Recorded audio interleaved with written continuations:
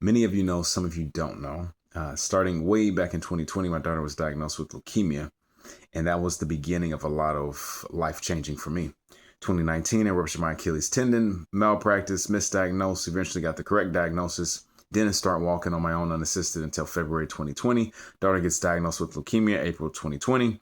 And then we go on this long journey of trying to just make sure that my daughter gets the treatment that she needs. I stay home or stay as the caregiver in the hospital so that her mom could work from home. She was able to do that. And it was during this time that God showed me his love. Not just the, hey, Jesus loves you love, but the love that makes no sense. That is, that you cannot understand without going through this type of suffering because it doesn't make sense. How could God love you so much that he would send his son, who is perfect, sinless, to die a humiliating, repulsive, brutal death? I mean, stripped naked, the Son of God. You mean to tell me that you would send your son to die in my place because I have sinned and this guy is going to endure all of these awful things and he can call a legion of angels down to destroy everybody? It doesn't make sense until you live it. What do I mean? So as my daughter is receiving treatment, mind you, she relapsed September 6, 2022, after the mom decided to take the kids, leave, do her own thing. And what do you know? Kids aren't healthy. Relapse, and then they take bone marrow out of me to give it to my daughter. It's a whole other story. But it wasn't until even the first time was bad, but the second time was worse. Now we had to do radiation. It wasn't just simply infusion and some chemo that's oral. We did everything. And now I'm going through the worst of the worst. And I'm so thankful to God for this one nurse who said, hey, Dad, she pulled me aside. It's going to get worse before it gets better.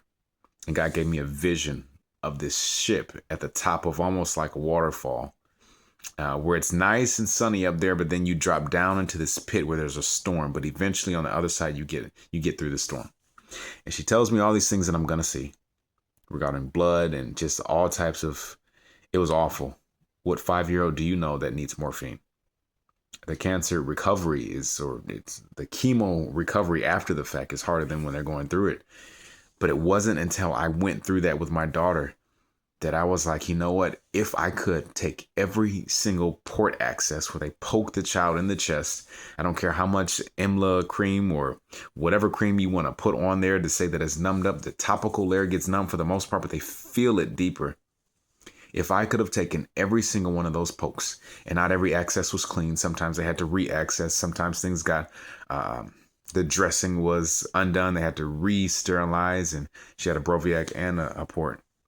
But every single pain, every single vomiting of blood, every single pain that she could have, that she went through, in a second, I would have given it to myself. I would have taken it without hesitation, without question. 3/4 inch, 22 gauge needle through the chest every 7 days, and sometimes more often. I would have taken all of that. The pain of mucositis to where the lining of your mouth all the way down your throat through your intestines gets essentially peeled away. She's like, Dad, she won't be able to talk for a little bit. She probably won't be able to eat or swallow. So we had to do an NG tube that goes, from the pump to your nose, down your throat, into your stomach so that food can get in there that way. Every single one of the things that she endured, radiation, even the terror in the room when their mom had multiple people in there that shouldn't have been in there. And when I thought she was in there, she had other people filling in her place. Like every single thing, my daughter refusing to eat while her mom was there, eating while I was there, the nurses seeing it, all types of chaos. So I'm talking about not just the physical, but the psychological torment of a child seeing their family torn apart and not understanding why. Every single pain, every single injection, every single side effect, every single lumbar puncture, every single surgery, every single thing that my daughter went through, I would have taken it. I would have taken it without question. And when they did the bone marrow transplant and got the harvest from me, they went the old school surgical route. The recovery was painful. I will not lie to you. It was not a 2-week recovery like they said it was. They went through bone, and it took about the same amount of time to heal as it takes a broken bone to heal, and for the pain to really go away. So when God sends us through trials, I think when he knows our heart and he knows that we love him and we want to draw closer to him and be like him, how lonely, and this is just me ad-libbing, how lonely do we feel when people can't empathize with us? So God allows us to see betrayal. He allows us to see betrayal in ministry. He allows us to see all types of pain and loss and grieving. Shortest verse in the Bible, Jesus wept. Like, he can relate to us on every single level. And how much more so should we be able to relate to him when we say, Lord, draw me nearer, help me know you more. And it wasn't until I went through that with my daughter and my son and my kid's mom, it's a whole family ordeal, that I truly understood the love of a father, the love of the Father. The reason he would send his son, his only son, to save us. He made us. We messed up. Technically Adam and Eve, but we messed up. And to get us back, he would do anything to make sure that that would happen. Even if it meant, hey, let's send God in the flesh as my son to go live a sinless life. And then about 32, 33, you're going to die the most brutal death and undeserved death and punishment that we've ever seen on the face of the earth. The enemy thought he won.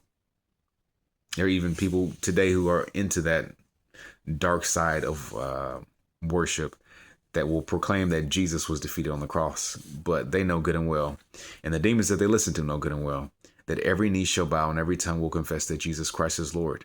In Luke 10:19, back it up to 18, and I saw Satan fall like lightning. For behold, I give you authority over to tread on serpents and scorpions and over all the power of the enemy, and nothing shall by any means hurt you, depending on your translation. But that right there, God despised the shame, but looking ahead to the glory was like, oh, this is going to be awful, but I'm going to get my kids back. How many parents can relate to that? Oh, this is going to be awful, but I'm going to get my kids back. That is the love of the Father. Why he did something that makes no conceivable human sense unless and until you go through a trauma with your child like I did. And I realized there was nothing I wouldn't give to get her back. Nothing that I wouldn't do to make sure she was healthy. If it was possible for that cup to pass from her, I would have taken it.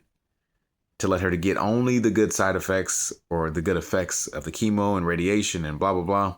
If she could take all the good and I could take all the bad, I would have done it. There was one medication where she took, I forget if it was an infusion. I think it was an infusion where she had to bathe every 7 hours, every 6 hours. It was awful. And we couldn't touch her. So you had to wear gloves and it was just that toxic. Every 6 hours, I believe it was, either 6 or 7, she had to get woken up out of her sleep, bathe, so that the toxicity of what's coming out of her doesn't consume her and cause anything worse to happen. I don't wish it on anyone, and my heart definitely always goes out to the parents that are going through it, let alone you go through it while someone else decides to want things to be easier, quote, and live an alternative lifestyle. Leaving what they believed once before, baptized 30 seconds before me, and now dwelling in darkness. But don't worry about that, because the story has already been won. God sent his son in the flesh to redeem all of mankind, and the stories are true. So if you're having a hard time understanding how that could even be possible, go find you a parent that's been through the worst with their child and lean into their testimony. They'll show you how.